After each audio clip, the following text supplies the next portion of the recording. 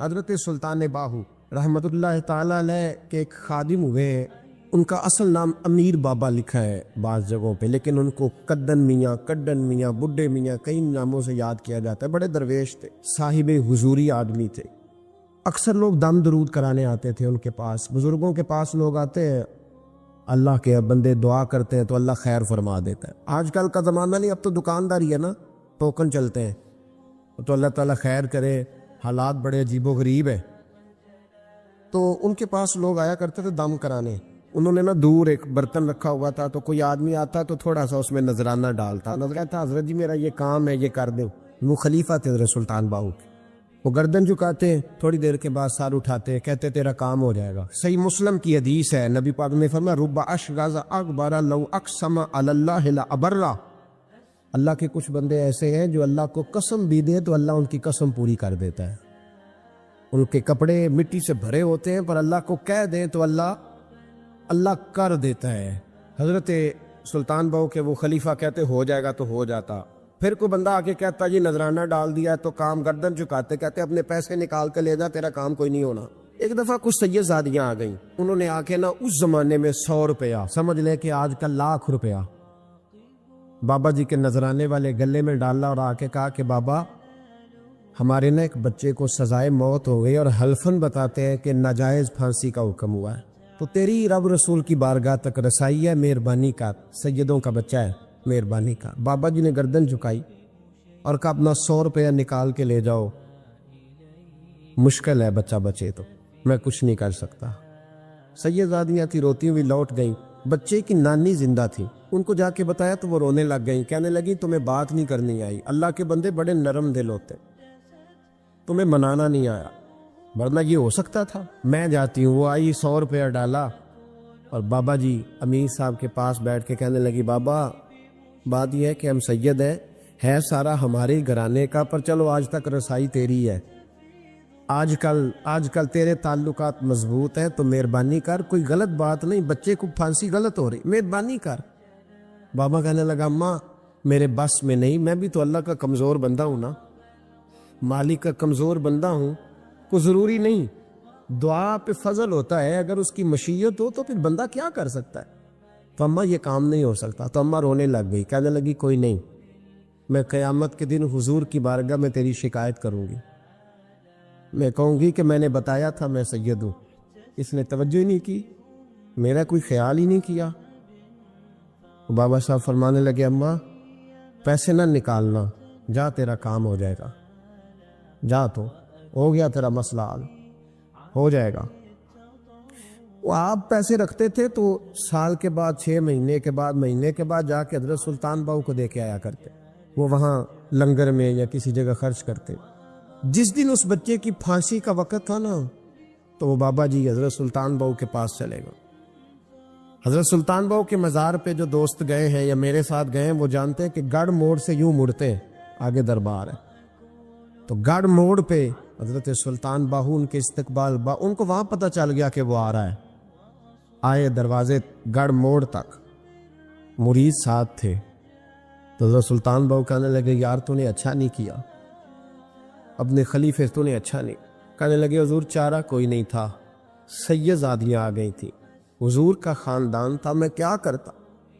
مرید کہتے ہمیں سمجھ نہیں آ رہی کہ یہ کیا ہو رہا ہے، کہنے لگے مجبوری تھی، کیا کرتا، کدھر جاتا، حضور کا خاندان تھا، کہا تو نے اچھا نہیں، کہتے ہمیں نہیں سمجھ آ رہی کہ تو نے اچھا نہیں کیا، وہ کہتے ہیں حضور کا خاندان تھا، ہمیں اس کا معنی کیا ہے، کہتے تھوڑی دیر گزری، بچہ وہاں سے رہا ہو گیا اور حضرت سلطان باہو کے خلیفہ کا انتقال ہو گیا، وہ وصال کر گئے، وصال ہو گئے، آپ نے جنازہ پڑھایا، دفن کیا، تو غلام کہنے لگے حضور یہ ماجرا کیا ہے، آپ فرمانے لگے اس نے اللہ کے حضور دعا کی تھی کہ مولا جناب اسرائیل نے اس دن کسی نہ کسی کی روح لے نہیں آنا ہے نا، تو میری لے جائے۔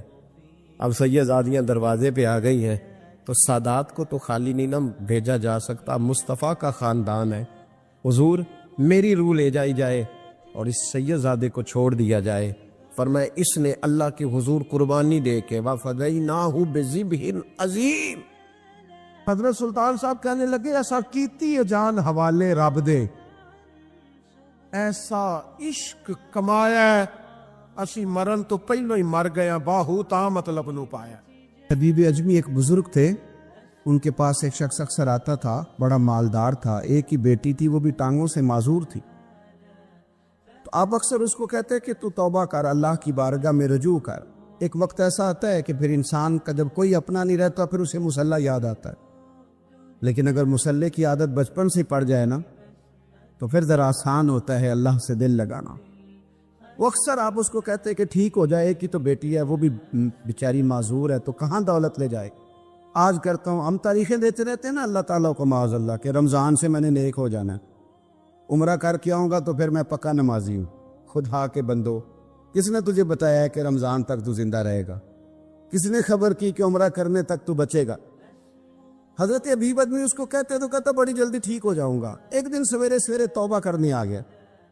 آپ نے فرمایا کیا ہوا؟ تو کہنے لگا حضرت جی کل ایک 15 سال کا نوجوان ملا ہے اور مجھے توبہ کرا گیا۔ مزہ ہی اس عمر میں اللہ اللہ کرنے کا، نبی کریم سے محبت بھی کرنی ہو تو یہی عمر ہے۔ عشق لگا سی کھیڈاں کھیڈ دینوں تے پھر مینوں کھیڈاں بھول گئیاں، کجل پایا سی میں یار دے ویکھنے نوں، پھر او دی یاد وچ روندے ہی رول گئیاں۔ حیدر شاہ اس گلی کدے نہ رول دی پر ہن تے رول گئی دا۔ کیا خوبصورت بات کرتے ہیں اللہ کے بندے۔ حضرت سلطان باؤ رحمت اللہ تعالیٰ علیہ فرمانے لگے، او دل کالے نالوں منہ کالا چنگا، جے کوئی رمز پچھانے۔ دل کالے نالوں منہ کالا چنگا، جے کوئی رمز پچھانے۔ چھوڑ، منہ کالا ہو جائے تو کام چل جاتا ہے، لیکن دل کالا ہو جائے تو تباہی اتر جاتا۔ دل نہ تیرا سیاہ کالا ہو، مہربانی کر۔ حضرت سلطان باہو رحمت اللہ علیہ کے جو والد تھے ان کا نام تھا حضرت بازید۔ جاگیردار تھے، دنیا دار تھے، بہت بڑے مالدار تھے۔ فرماتے مذہب کی طرف میرا رجحان نہیں تھا۔ چوتھی شادی کی بی بی راستی کے ساتھ۔ بی بی صاحبہ بڑی نیک تھی۔ بی بی صاحبہ کہتی ہیں میرا دل کرتا تھا میرا خامد بھی نمازی ہو جائے، اور عام دنیا دار نہیں تھے، 7 جاگیروں کے مالک تھے۔ بڑا مشکل ہوتا ہے، اے پیران نظام کے آستانوں پہ غریب لوگ رہ گئے، میرا 4 جماعتاں پڑھ جائے یا پیسے آ جائیں انہوں نے تو کسی پیر دی لوڑ ہی کوئی نہیں۔ اور اگر بندہ مالدار ہوتے کئی پیروں دے آپ مرید ہوندے نے، وہ کہتے مینوں آپ کنے پیر سنوٹ کر دیں۔ تو بہت بڑے جاگیردار تھے حضرت سلطان باہو رحمت اللہ علیہ کے والد۔ بی بی صاحبہ کہتی ہے نمازی بنانا تھا خاوند کو۔ بی بی راستی کہتی ہے میں نے ٹھان لی کہ میں نے اس جاگیردار کو، وڈیرے کو، اس موٹے بڑے چودھری کو میں نے نمازی بنانا اور بنا کے دکھانا ہے نمازی۔ بی بی صاحبہ کہتی ہیں کہ وہ جس خاتون کی بھی باری ہوتی تھی، 4 بیویاں ہوتی تھیں، وہ اس کا حق ادا کرتے تو بعد میں اپنی خوابگاہ میں جا کے آرام کرتے۔ ان کا جو خادم تھا ملازم، وہ رات کو دودھ کا پیالہ انہیں دینے جاتا تھا، سونے سے پہلے ان کے پاس دودھ کا پیالہ پہنچتا تھا۔ تو بی بی صاحبہ کہتی ہیں میں نے رات کو ملازم سے کہا دودھ دینے تو نہیں جائے گا، میں جاؤں گی۔ کہ میں آدھی رات کو دودھ کا پیالہ لے کے حاضر ہوئی۔ تو کیسے آئی؟ میں نے کہا بی بی ہوں، آ گئی ہوں، تو اب مہربانی کریں۔ میں نے کہا اگر اجازت دیں تو آپ کے پیر نہ دبا دوں؟ چل دبا دے۔ بی بی کہتی ہیں پیر دباتے دباتے میں نے کہا اگر اجازت دیں تو صبح نماز کے لیے جگا دوں؟ یہ نماز کی تبلیغ ہو رہی ہے۔ تو بابا جی پتہ کیا کہتے ہیں حضرت بازید؟ کہنے لگے تو مجھے جانتی نہیں، خبردار مجھے تبلیغ کرنے کی کوشش کی، اس گھر میں رہنا ہے تو سانس اونچا نہ لینا، پتہ ہے تو کس کے ساتھ بھی آئی، خبردار۔ کہتے میں چپ کر کے آ گئی۔ اگلے دن پھر دودھ لے کے پہنچ گئی تو انہوں نے آنکھ کھول کے دیکھا میری طرف، پھر آ گئی ہے۔ میں نے کہا میرے خاوند ہیں، میرے سر کے تاج ہے، پیر دبا دوں؟ کہ دبا دو۔ کہتے میں نے 10 منٹ پیر دبائے تو میں نے کہا اگر جان کی امان پاؤں تو فجر میں جگا دوں؟ میں نے جلال فرمایا، کہنے لگے تجھے کہا تھا نا کہ مجھے کسی کا مشورہ قبول نہیں، تو کون ہوتی ہے مجھے بات کرنے والی، چل دوڑ جا۔ بی بی صاحبہ کہتی ہیں میں 10 دن جاتی رہی۔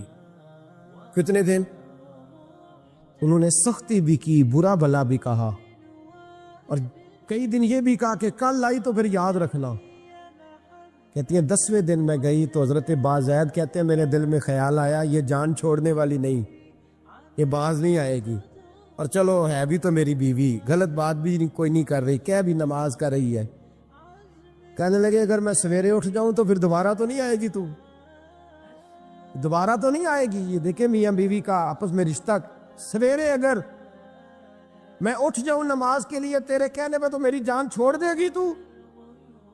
بی بی صاحبہ کہنے لگی میں دوبارہ نہیں آؤں گی، آپ مہربانی کریں سویرے اٹھ جائے۔ کہنے لگے چل تو میری بیوی ہے، ایک بار مان لیتا ہوں تیری بات، سویرے جگا دینا۔ بی بی راستی کہتی ہے میں پہلے سو کے اٹھا کرتی تھی، وہ رات میں سوئی نہیں، کہتے ہیں میں ساری رات رو کے گزار دی، ساری رات، اور بیدار رہ کے گزار دی۔ سویرے فجر کے وقت پانی گرم کیا، بغل میں مصلی لیا، خامد کو بیدار کیا، وضو کرایا، اور کہتی ہیں جب وہ اللہ اکبر کہہ کے سنتوں کی نیت باندھی تو میرے اس طرح آنسو گرے جیسے سیلاب آتا ہے اور دریا کا بند ٹوٹتا ہے، اور میں نے رو کے کہا مولا میرے اختیار میں یہیں تک تھا، میں مصلی پہ کھڑا کر سکتی ہوں، میں دل تو نہیں نہ بدل سکتی، وہ تیرے قبضے میں ہے، مقلب القلوب ہے، فضل کر اس کا دل بدل دے۔ فرماتی ہے میں روتی رہی، 2 رکعتیں پڑھ کے میری طرف دیکھا تو فرضوں کی نیت باندھ لی، اور 2 فرض پڑھ کے پھر میری طرف دیکھا، کہنے لگے خبردار سویرے جگانے آئی تو؟ میں نے کہا جی نہیں جگاتی۔ میری طرف دیکھ کے کہنے لگے تو نہیں جگائے گی آج کے بعد میں تجھے نماز کے لیے جگایا کروں گا، میں تجھے جگاؤں گا۔ آپ فرمانے لگی وہ نمازی بن گئے، میں پہلے ہی نمازی تھی۔ جب ان 2 نمازیوں کا ملاپ ہوا تو اللہ نے سلطان باہو جیسا بیٹا عطا ہوا ہے، سلطان باہو جیسا بیٹا عطا فرمایا۔ جن لوگوں نے ابو جہل کو قتل کیا تھا ان کی عمریں بھی 15 سال تھی۔ ہم تو بڑے ہی نہیں نہ ہوتے ساری زندگی، نہ ہمیں کو بڑا ہونے دیتا ہے، ہم بڑے ہی نہیں ہوتے، یہ تو عمر ہے کچھ کر گزرنے۔ 15 سال کا نوجوان توبہ کرا گیا تو اب حضرت ابیب اجمی کہنے لگے وہ کیسے؟ کہنے لگا حضرت جی میں کل منڈی گیا تھا، مجھے کچھ سامان خریدنا تھا، تو بغداد کے بازار سے میں نے مچھلی خرید لی 10 کلو، باقی بھی سامان تب خود لے جا نہیں سکتا تھا، تو مزدور آپ کو پتہ ہے بیچارے آج بھی سڑکوں پہ بیٹھے، تو مزدور بیٹھے تھے تو ان میں ایک نوجوان 14-15 سال کا، چہرے پہ بڑی روشنی۔ میں نے اس کو کہا بیٹے مزدوری کرو گے؟ کہنے لگا حضور مزدوری بھی کرتا ہوں، پڑھائی بھی کرتا ہوں، اور جو اللہ کو منظور ہو اس کی عبادت بھی کرتا ہوں۔ میں نے اسے کہا کہ یہ میرا سامان ہے فلان جگہ پہنچانا، کیا لوگے؟ کہنے لگا 3 دینار مزدوری۔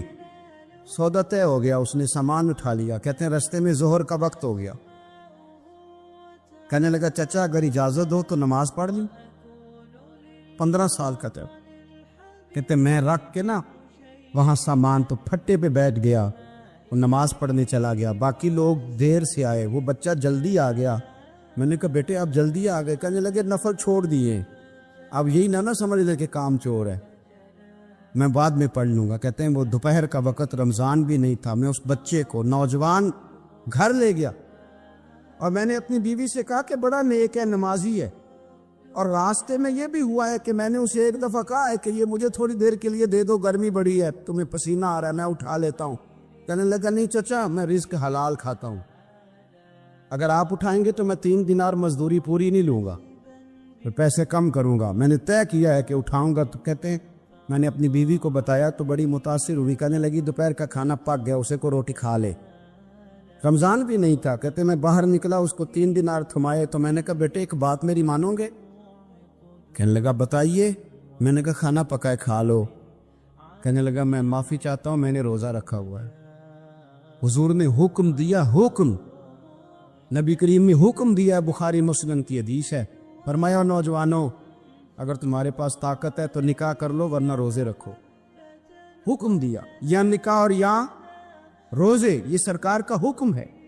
بھائی نفلی روزہ نفس کی قوتوں کو کچلتا ہے، انسان میں نورانیت اور روحانیت لاتا ہے۔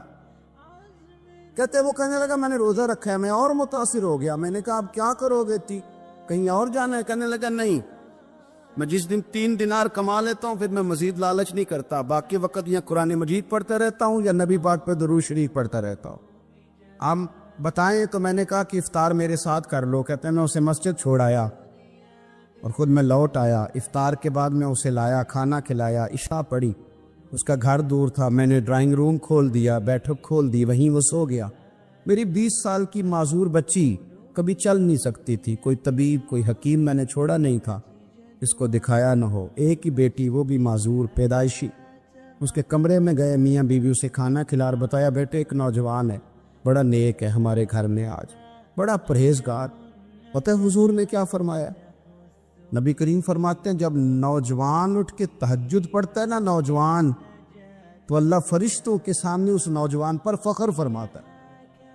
اللہ فخر کرتا ہے کہ عمر دیکھو دیکھو یہ میری بارگاہ، اللہ فخر کرتا ہے، اللہ یعنی خدا خود میرے مجلس بود، اللہ فخر کرتا ہے۔ اب سوچیں، کون نے اپنی بیٹی کو بتایا کہ نوجوان ہے اور بڑا نیک ہے، تو کہتے ہیں وہ کھانا کھلا کے ہم واپس آ گئے، آدھی رات کا وقت ہوا تو دروازے پہ دستک ہوئی، بچی اپنے کمرے میں سو رہی تھی، ہم اپنے کمرے میں، وہ بیٹھک میں گھبراہٹ اٹھی کہ اس وقت کون ہے دروازے پہ؟ تو بیٹی کہنے لگی ابا دروازہ تو کھولنا۔ کہتے ہیں دروازہ کھولا تو 20 سال ہو گئے تھے بیٹی کو، کبھی اس نے چل کے نہیں دکھایا تھا، کبھی دوڑ کے ادھر جاتی، کبھی ادھر آتی، کہتی الحمدللہ اللہ نے میری ٹانگیں ٹھیک کر دی۔ ہم تو انہیں رونے لگے، اے اللہ تو کتنا کریم ہے، کیسے ہوا بیٹے سارا کچھ؟ بیٹی کہنے لگی ابا آپ نے کہا تھا نا کہ نیک نوجوان آیا ہے، تو میرے دل میں خیال آیا اللہ اگر واقعی نیک ہے تو اس کے صدقے مجھے شفا ہی دے دے۔ یا ایھا الذین آمنوا اتقوا اللہ وابتغوا الیہ الوسیلہ، تو کہنے لگی ابھی میری دعا بھی پوری نہیں ہوئی تو رب کریم نے فضل کیا ہے اور مجھے شفا عطا کر دی۔ کہتے ہم دوڑ کے اس کے کمرے میں گئے اور جب ہم نے ہاتھ رکھا تو دروازہ پہلے سے کھلا تھا، ایک خط چھوڑ گیا تھا۔ آج کل کے پیر کی کرامت ہوتی تو فیس بک پہ دے دیتا، باقیوں کو بھی ذرا پتہ چلے۔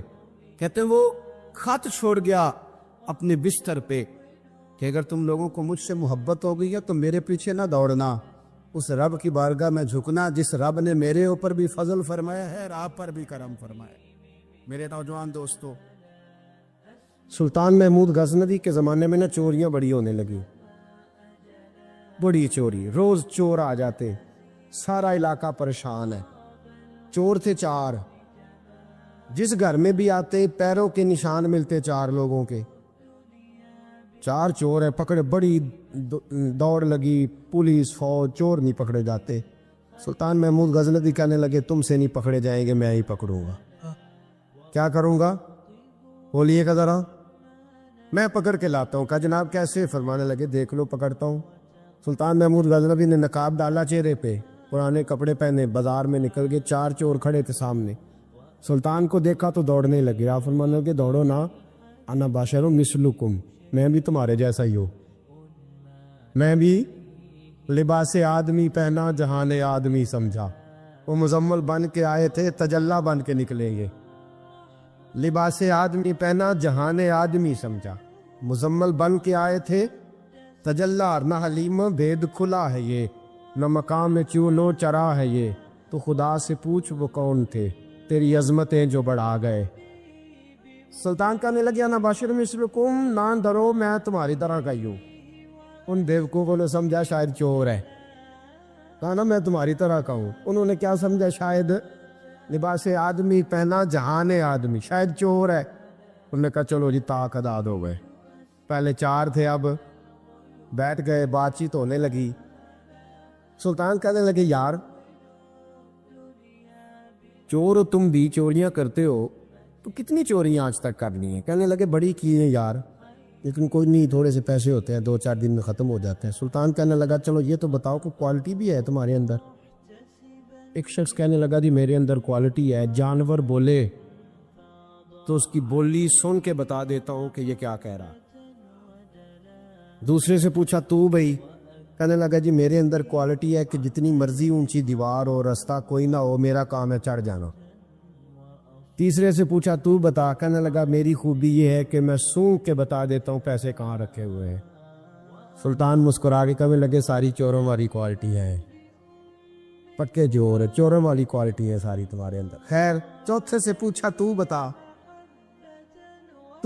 کہنے لگا جی میری کوالٹی یہ ہے کہ جس کو رات کے اندھیرے میں نقاب میں دیکھ لوں سویرے پہچان لیتا ہوں بندہ کون تھا، چھپا ہوا دیکھوں گا پر سویرے مجھے اندھیرا ہوگا، نقاب ہوگا پر میں سویرے پہچان لوں گا۔ سلطان سے کہنے لگے ہم نے تو بتا دی، آپ بھی بتائیں۔ تو سلطان محمود کہنے لگے میری کوالٹی یہ ہے کہ بندہ پھانسی لگنے لگے میں داڑھی ہلاؤں تو پھانسی سے اتر جائے گا، پھانسی لگنے لگے میرا کام ہے داڑھی ہلانا اور بندہ پھانسی سے فارغ۔ میں نے کہا کیا بات ہے؟ کہتے ایڈریس سب کے لے لیے. سلطان کہنے لگا یار تھک گئے, چوری ککھ دی دی تے چوری لکھ دی دی, تو آج بادشاہ کا گھر نہ لوٹے. روز جو تھوڑی تھوڑی کرتے ہیں تو بڑا ہاتھ مارتے ہیں, کچھ ہاتھ تو آئے نا. وہ کہنے لگے یار تو بڑا دلیر چور ہے. پہلے دن آیا اتنی دلیری, کہنے لگے چلو آج سلطان کا گھر لوٹتے. چلے مامون غزنوی کے گھر کی طرف.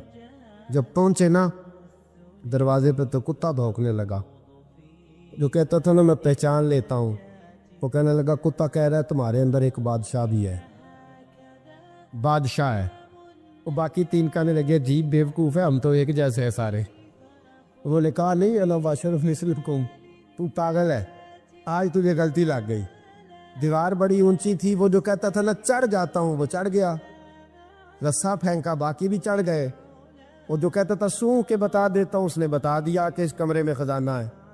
لوٹا, نیچے آئے, اس کو ایک جگہ پہ لے کے بیٹھے بانٹنے کے لیے. سلطان کہنے لگے بیوقوف ہو, کوئی معمولی گھر نہیں لوٹا, بادشاہ کا گھر لوٹا ہے. سویرے گلی گلی پولیس دوڑے گی, فوجی دوڑیں گے, ایک سوئی بھی پکڑی گئی تو پکڑے جائیں گے. خزانہ زمین میں دبا دو, بات ٹھنڈی ہوگی تو آ کے اس کو اکھیڑیں گے, بانٹ لیں گے. ایڈریس پہلے لے لیے تھے, وہ سب اپنے اپنے گھروں کو چلے گئے. سلطان آئے, سپاہیوں سے کہا کہ 4 بندے اٹھا لاؤ, اور فلان جگہ خزانہ دفن کیا وہ بھی اٹھا لاؤ. اب قاضی صاحب کی عدالت میں مقدمہ چلا, جرم ثابت ہو گیا, چاروں کو سزائے موت ہو گئی. اب وہ چاروں کہتے ہیں 4 تو ہمیں, 5واں کدھر گیا؟ 5واں کدھر ہے؟ انا بشر مثلکم, وہ کہتا تھا تمہاری طرح کہوں, وہ کدھر ہے؟ جس دن پھانسی لگنی تھی نا, توجہ ہے آپ کی, جس دن پھانسی لگنی تھی محمود غزنوی نے کہا کہ پھانسی لگتے وقت پہلے مجھے ملا لینا. وہ جب گار جا رہے تھے نا وہاں پھانسی لگنے کے کمرے میں, تو حکم تھا محمود کا. اب ان کو آئے لے کے چاروں محمود غزنوی کے پاس, تو رات کو تو نقاب میں دیکھا تھا, اندھیرے میں دیکھا تھا. وہ جو کہتا تھا نا پہچان لیتا ہوں, وہ آگے بڑھا, کہنے لگا حضرت جی پھانسی لگنے لگی ہے, ذرا داڑھی تو ہلا دے. مہربانی تو فرمائے, لگنے لگی ہے پھانسی, مہربانی کرے, مرنے لگے ہیں. سلطان محمود کہنے لگے ان کو پھانسی, بس وہ داڑھی ہلی, پھانسی گئی. محمود غزنوی نے کہا چوری نہ کرو, دربار میں آ جاؤ, نوکری پہ بیٹھو, جو تنخواہ کہتے ہو دیتا ہوں, چوریاں چھوڑ دو. چوریاں بھی چھوڑ دی, بندے بھی بن گئے. محمود غزنوی نے بازو تھاما اور اپنے پیر حضرت ابو الحسن خرقانی کے پاس لے گئے, بیعت بھی کرایا, اللہ اللہ بھی سکھائی, ولی بھی بن گئے. مولانا ابو نور صاحب علیہ رحمہ فرماتے ہیں بس یہی بات ہے, ولی اندر ہی پھرتے رہتے ہیں, اندر ہی گھومتے رہتے ہیں, لوگ سمجھتے ہیں ہمارے جیسے ہی ہیں, بس تعلق ٹھیک رکھنا, قیامت میں پھانسی لگنے لگے گی, ان کی داڑھی ہلے گی, اللہ نجات عطا فرما دے گا. دل بے چین اس لیے رہتے ہیں کہ یہ جو پیاس اور جو طلب کرتے ہیں وہ ہم انہیں پہنچاتے نہیں. دل بے قرار اس لیے رہتے ہیں کہ یہ رب رسول کی محبت سے ٹھنڈے ہو گئے, ہم ادھر ادھر کی چاہتے لیے پھرتے ہیں. ان کے اندر بے قراری اس لیے ہے کہ ہم نے امیدیں لوگوں سے وابستہ کر لی ہیں, جو لوگوں سے نہیں کرنی چاہیے تھی, اللہ رسول سے کرنی چاہیے. ہم نے اسباب کو اختیار کرنا ہے, بھروسہ اسباب پر نہیں, بھروسہ تو اللہ تعالیٰ پہ کرنا ہے. تو جب تک دیکھیں نا قرآن مجید نے کیا کہا, قرآن مجید نے کہا والذین آمنوا اشد حبا للہ, فرمایا وہ لوگ جو ایمان لے آئے وہ اپنے رب سے شدید محبت کرتے, اپنے رب سے پیار کرتے ہیں. ان کے سجدے بوجھ نہیں, ان کے سجدے تو لذت ہے. انہیں نماز کے لیے لانا نہیں پڑتا, جبر نہیں کرنا پڑتا, ان کے تو دل کھچے چلے آتے ہیں. ان کو تو پیار ہو گیا, رات ساری بیت گئی اور ایک سجدہ بھی مکمل نہ ہوا. وہ تو مال چونکہ اللہ نے دیا ہے تو راہ خدا میں خرچ کرتے وقت ان کی طبیعت کسی قسم کا تکلف نہیں محسوس کرتی, کوئی بوجھ نہیں محسوس کرتی, کیونکہ وہ ہر چیز سے بڑھ کر اللہ رسول سے پیار کرتے ہیں. تو یہ چیزیں ان کے سامنے کبھی بھی رکاوٹ نہیں بنتی.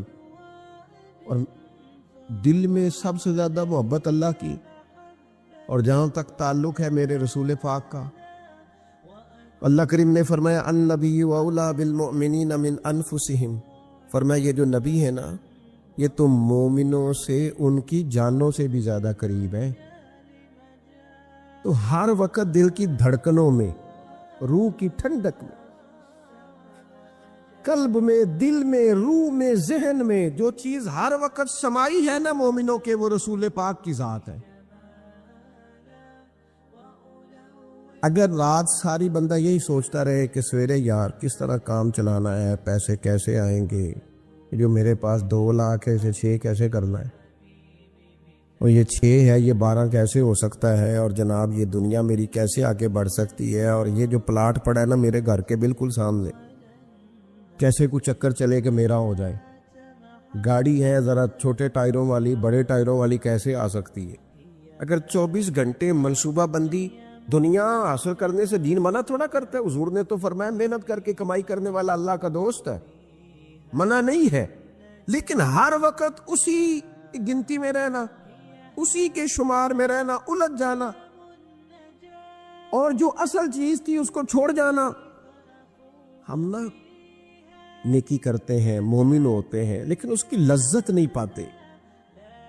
یعنی اگر نماز پڑھ کے بھی بندہ قرار نہ حاصل کرے، اگر وہ خیرات کر کے بھی اس کی ٹھنڈک نہ محسوس کرے، مسجد آ کے محفل کرا کے محفل میں بیٹھ کے پھر بھی اس سے کوئی روحانیت نہ پا سکے، اس نے 20 علماء سنے، اس نے درجنوں خطباء سنے، اس نے ساری زندگی گزار دی، لیکن اس کے دل کی کیفیت ہی نہ بدلی، وہ لذت خاص ہی اسے نصیب نہ ہو، تو پھر اسے سوچنا چاہیے نا کہ دل میں نا اللہ تعالیٰ نے نا ہر چیز 2 بنائی ہے، ہونٹ 2، آنکھیں 2، کان 2، ہاتھ 2، پیر، دل اللہ نے ایک ہی بنایا۔ یہ نہیں ہو سکتا کہ چلو ایک طرف مجھے رکھ لو ایک طرف کسی اور کو رکھ لو، دل ہی ایک بنایا ہے۔ وہ کہتا ہے بس دل ایک ہے تو رب رسول ہی رہیں گے اس میں ادھر ادھر کی چاہتے نہ لے آنا، جب تک دل کے اندر پوری طور پر اللہ رسول کی، بخاری مسلم میں حدیث ہے، نبی پاک علیہ الصلوۃ والسلام نے فرمایا اگر تم چاہتے ہو نا تمہیں ایمان کی لذت نصیب ہو، آپ زیادہ غور کریں میری بات پر، ایک ہے کھانا، ایک ہے مزیدار کھانا، ایک ہے مومن ہونا اور ایک ہے مومن ہونے کا مزہ آنا، لذت نصیب ہونا کہ میں صاحب ایمان ہوں۔ فرمایا اگر تم چاہتے ہو کہ تمہیں ایمان کی لذت نصیب ہو، یہ حدیث آپ نے بھولنی نہیں، بخاری مسلم میں، اگر چاہتے ہو کہ ایمان کی لذت نصیب ہو تو 3 کام کرو۔ یا رسول اللہ صلی اللہ تعالی علیہ وسلم کون کون سے؟ حضور فرمانے لگے پہلا کام یہ کرو کہ ہر چیز سے بڑھ کر اللہ رسول سے محبت کرو۔ غور کر لینا، یہ جو جھوٹی انا کے بت بنائے ہوئے نا، میری عزت، میری برادری، میری افسری، میرا قبیلہ، میری کرسی، یہ غور کر لینا کہ کرسیاں زیادہ پیاری ہیں، اقتدار زیادہ پیارا ہے کہ اللہ رسول؟ ایک طرف رسول اللہ کی شریعت اور ایک طرف تیری برادری کے رسم و رواج، لیکن شادی والے دن رسم و رواج جیت گئے۔ کدھر گئی تیری محبت رسول؟ وہ صرف محفل والے دن تھی، ربیع الاول شریف میں تھی۔ ہم تو دیندار سمجھتے ہی اس کو ہیں جس کے گھر میں شادی ہو تو پتہ چلتا ہے کتنا دیندار ہے۔ محفل میں تو سارے دیندار ہوتے ہیں، یہ تو پتہ ہی تب چلتا ہے جب کسی کا انتقال ہو جائے نا، گھر میں کوئی خوشی آئے کہ اب یہ کتنا دیندار ہے، اب پتہ چلے گا۔ مسجد میں تو سارے دیندار ہیں۔ فرمایا اگر چاہتے ہو کہ لذت ایمان نصیب ہو تو ہر چیز سے بڑھ کر اللہ رسول سے پیار کرو، اور دوسرا فرمایا جس سے بھی پیار کرو نا اللہ رسول کی رضا کے لیے کرو، شکریہ کا تکلف بھی چھوڑ دو، وہ میرا احسان مانے گا یہ بھی چھوڑ دو، میری تعریف کرے گا یہ بھی چھوڑ دو، فقط اللہ رسول کی رضا کے لیے رشتے بنانے شروع کرو، مومن ہونے کا مزہ آئے گا۔ جتنے ہم شکوے کرتے ہیں نا رشتہ داروں کے، بھائیوں کے، قبیلوں کے، برادریوں کے، یہ سارے ختم ہو جائے اگر ہم محبت اللہ رسول کی وجہ سے کرنے شروع کر دیں۔ اگر بنیاد اللہ رسول کی رضا ہو تو ہماری طبیعتوں میں کسی کے لیے نفرت پیدا نہ ہو، بے ادبی پیدا نہ ہو، کوئی ایسا ماحول نہ ہے۔ کیوں کہ ہم ڈائریکٹ پیار ہی نہیں کرتے، ہم جس سے بھی پیار کرتے ہیں درمیان میں رب رسول کو رکھ کے کرتے ہیں، اور حضور فرماتے ہیں قیامت کے دن رب اعلان کرے گا، اللہ فرمائے گا وہ کہاں ہیں جو دنیا میں میری رضا کے لیے آپس میں پیار کرتے تھے؟ یا اللہ کیا ملنے والا ہے؟ اللہ فرمائے گا آج میرے عرش کے سائے کے علاوہ سایہ کوئی نہیں. جو دنیا میں میری رضا کے لیے آپس میں پیار کرتے تھے انہیں آج میں اپنے عرش کا سایہ عطا کروں گا. تو اگر ایمان کی لذت چاہتے ہو، ایک تو ہر چیز سے بڑھ کے اللہ رسول سے پیار کریں، ایک جس سے بھی پیار کریں اللہ رسول کے لیے کریں، اور دوسرا فرمایا مومن ہونے کے بعد، کلمہ نصیب ہونے کے بعد، ایماندار ہونے کے بعد کفر کی طرف جانا اتنا ناپسند کریں، اتنا ناپسند کریں جتنا کوئی آگ میں جانا ناپسند کرتا ہے. اتنا ناپسند کریں. اگر یہ ذہن بن گیا پھر لذت نصیب. میں آپ سے عرض کروں میرے عزیزو، ہم نا تھکی تھکی سی زندگی گزارتے ہیں، بور سا وقت گزارتے ہیں، الجھے ذہن رہتے ہیں، بکھری سوچیں رہتی ہیں، ٹوٹے خیالات، پختگی نہیں باتوں میں، مضبوط نہیں افکار. کسی نے مشورہ دیا تو 10 منٹ کچھ اور سوچ لیا، اگلے سے بات کی تو پھر پچھلے کی بات ختم ہو گئی. اپنی زندگی میں مضبوطی نہیں. تو خدا کے بندو، ہمیں تو ایک سادہ سا اسلوب دے دیا گیا ہے کہ تم ہر چیز سے بڑھ کے رسول پاک سے محبت کرو. تو جب پوری طرح وہ محبت نصیب ہو جائے گی، جب پوری طرح وہ چاہت مل جائے گی، جب پوری طرح وہ خلوص نصیب ہو گیا، للہیت مل گئی، اللہ رسول کی بارگاہ نصیب ہو گئی، آپ یقین کریں حضور کی محبت بندے کو پکا کر دیتی ہے، اس کی سوچوں کو مضبوط کر دیتی ہے، اس کے اندر استقامت لاتی ہے رسول اللہ کی محبت. انسان طاقتور ہو جاتا ہے. میں تقریر نہیں کر رہا، جذبات کا اظہار کر رہا ہوں. میں آپ سے داد نہیں چاہتا، میں آپ کی ذہن سازی چاہتا ہوں. آپ بھلے میری بات پر کوئی سبحان اللہ ماشاءاللہ نہ کہیں، لیکن میرے درد دل کو سمجھے میں کیا کہنا چاہتا ہوں. دوستو، حضور کی محبت مضبوط کرتی ہے، مضبوط طاقتور کر دیتی ہے. نہ سمجھ آئے تو سیدنا بلال سے پوچھ کے دیکھو، مار پڑتی جاتی ہے، محبت طاقتور ہوتی جاتی، تانے ملتے جاتے ہیں، محبت مضبوط ہوتی جاتی ہے. نہ سمجھ آئے تو سیدنا سلمان فارسی سے پوچھو. سالوں بیت گئے، ڈھونڈتے، تلاش کرتے، آتے حضور کی بارگاہ میں حاضری دیتے، غلامی کرتے، کہاں سے چلے کہاں پہنچے. اگر نہ سمجھ آئے تو حضرت خبیب سے پوچھو، نہ سمجھ آئے تو بدر میں جا کے شہید ہونے والوں سے پوچھو جی محبت کتنا طاقتور کرتی ہے. حضرت انس بن نضر سے پوچھو میدان احد میں کہ یہ محبت افکار کو زندہ کرتی ہے، روح کو تازہ کرتی ہے. بندہ نہ زیادہ باتوں سے ویسے ہی بچ جاتا ہے. ایک شے صرف یاد کرنی پڑتی ہے، ایک شے علم و بس کریو یار، اے ہوئی حرف تینوں درکار. اعلیٰ حضرت فرماتے ہیں اے عشق تیرے صدقے ہم جلنے سے چھٹے سستے. جو آگ بجھا دے گی اب وہ آگ لگائی ہے، جو آگ بجھا دے گی اب وہ. اور پھر اعلیٰ حضرت فرماتے ہیں کہ یاد رکھنا جان ہے عشق مصطفیٰ، روز فضوں کرے خدا. اور جس کو ہو درد کا مزہ، جس کو ہو درد کا مزہ، ایک ہوتا ہے شفا کا مزہ، ایک ہوتا ہے بیماری کا مزہ. یہ حضور کی محبت کی وہ والا درد ہے کہ یہ مزیدار ہے. اعلیٰ حضرت فرماتے جان ہے عشق مصطفیٰ، روز فضو کرے خدا. او لوگو جس کو ہو درد کا مزہ، وہ ناز دوا اٹھائے کیوں، اور پھر کے گلی گلی تباہ ہم ٹھوکریں سب کی کھائیں کیوں. اور دل کو جو عقل دے خدا تو تیری گلی سے جائے کیوں. دل کو جو عقل دے خدا تو تیری گلی سے جائیں کو. صحابی بیٹھے ہیں نا نبی پاک کی بارگاہ میں، اور دیر سے بیٹھے اور جم کے بیٹھے، بٹھا کے اپنے محبوب کو اپنے پہلو میں. جو لوگ کچھ نہیں کرتے وہ بھی کمال ہی کرتے. دیر سے بیٹھے اور بیٹھے تو نبی کریم نے فرمایا جاؤ کوئی کام بھی کرو. اٹھے، ستون کی اوٹ سے ہو کے واپس آ گئے. کہنے لگے یا رسول اللہ آپ کے بغیر دل ہی نہیں لگتا، تو طبیعت ہی نہیں جمتی، کہیں نظر ہی نہیں ٹھہرتی. جب تک آپ اپنے دل کی کیفیات، یار ہمارے بزرگ، ہمیں تو وقت نہیں ملنا چاہیے. اگر ہمارا دعویٰ ہے کہ ہمیں حضور سے محبت ہے تو وقت ہی نہیں ملنا چاہیے. سیرت ساری پڑھ لی ہے ہم نے، حضور کی احادیث یاد کر لی ہیں، نبی پاک کے فضائل پر جو کتابیں لکھی گئی ہیں وہ ہمارے پاس ہیں. کیا آج صبح سے لے کر اب تک 1100 بار درود شریف نصیب ہوا ہے؟ کیا اگر حضور سے محبت ہے تو ہمارے دل میں نبی پاک کی امت کا درد ہے؟ حضور پر نازل ہونے والے قرآن مجید کو ہم نے سمجھا ہے؟ دین اسلام کی روشن تعلیمات کے ہم کتنے قریب گئے ہیں؟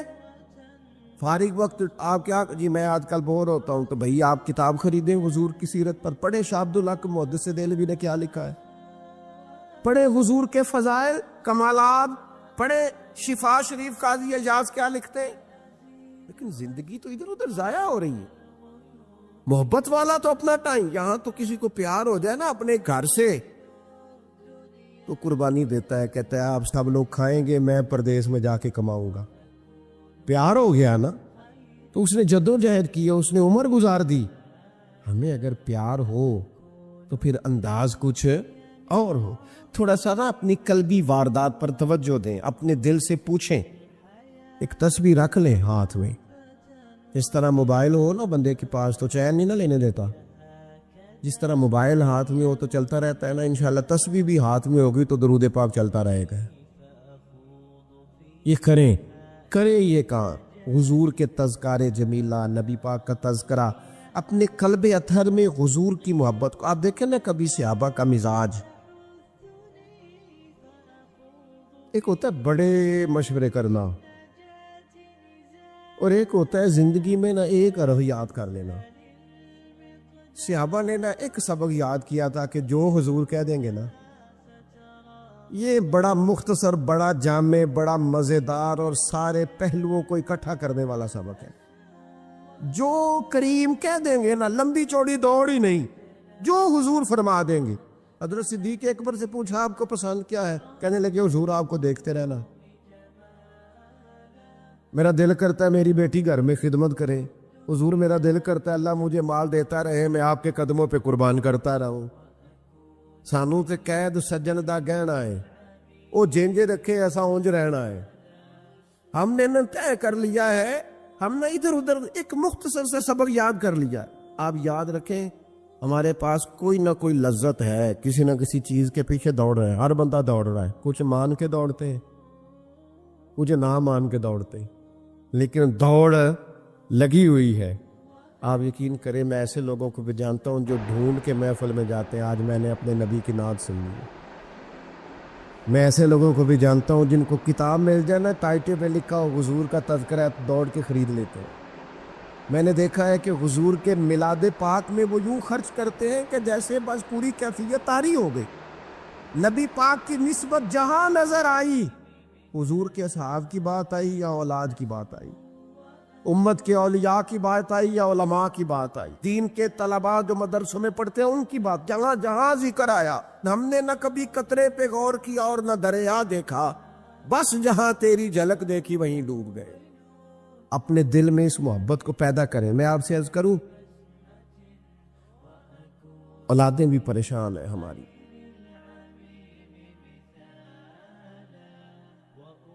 ہم نے بچوں کو پیسے دیے ہیں، ٹائم نہیں دیا. ہم نے بچوں کو گھر دیا ہے، خاندانی ماحول نہیں دیا. اب شکوہ صرف بچے سے نہیں کہ وہ موبائل پہ ہے، ابا بھی تو موبائل پہ ہی ہے نا، وہ بھی تو نہیں نہ چھوڑ رہا. بچے جو چھوٹے موٹے سوالات اپنے ماں باپ سے پوچھتے تھے تو ایک خاندانی روایات، ان کا حسن منتقل ہوتا تھا، وہ اب رخصت ہو رہا ہے. بچے اپنے گھروں میں، آپ کو پتہ ہے یہ صحابہ کی اولادیں کیوں جان قربان کرتی تھی نبی پاک پہ؟ انہوں نے گھر میں جو دیکھا تھا نا اپنے ماں باپ کو کرتے تو وہ تیار تھے. ایک سے ایک بڑھ کر تھا. حضرت عمر بن جموح جنگ میں آئے تو چاروں بیٹوں سمیت آئے، اولادیں ساتھ آئیں ان کی. کیوں؟ انہوں نے اپنے بچوں کو وقت دیا، ٹائم دیا، ان کی تربیت کی. دیکھیں ایک ہے میں تقریر کروں، تقریر سے بھی بچے سیکھیں گے. ایک ہے کہ جو ان کا باپ کرتا ہے میں اکثر ایک مثال دیتا ہوں، میں کہتا ہوں کہ کئی دفعہ گھر میں نا اماں کہتی پتر چپ کر جا، تیرا ابا آج کل پریشان ہے، ناراض ہو جائے گا، چپ کر، ابھی بات نہ کرنا، کاروباری ٹینشن چل رہی ہے. ہوتا ہے کہ نہیں؟ پتر آج نہ بات کرنا، آج تیرے ابا جی کا موڈ نہیں ٹھیک، ہوتا ہے نا. تو کبھی کبھی یوں بھی ہونا کہ ابا بستر میں رو پڑے تو پتر اٹھ کے جا کے پوچھے اماں جی خیر ہے، تو اماں بھی رو پڑے، اماں بتاؤ تو صحیح ہوا کیا؟ تو اماں کے پتر تمہارے باپ کو نا حضور کا مدینہ یاد آ رہا ہے. آپ یقین کریں یہ رنگ اولاد پہ وہ رنگ چڑھائے گا، یہ انداز وہ انداز سکھائے گا. ابا پیسوں کے لیے تو روز روتا ہے، زمینوں جائیدادوں کے لیے روتا ہے، میرا کاروبار نہیں چلتا روتا ہے. کاش یہ کبھی حضور کی محبت میں روئے، یہ کبھی اس درد سے تڑپے، کبھی اس کی وہ کیفیت بنے، تو بچے کو کہنا نہیں پڑے گا. اپنوں کے تو آنسو دیکھ کے بندے کے آنسو آ جاتے ہیں.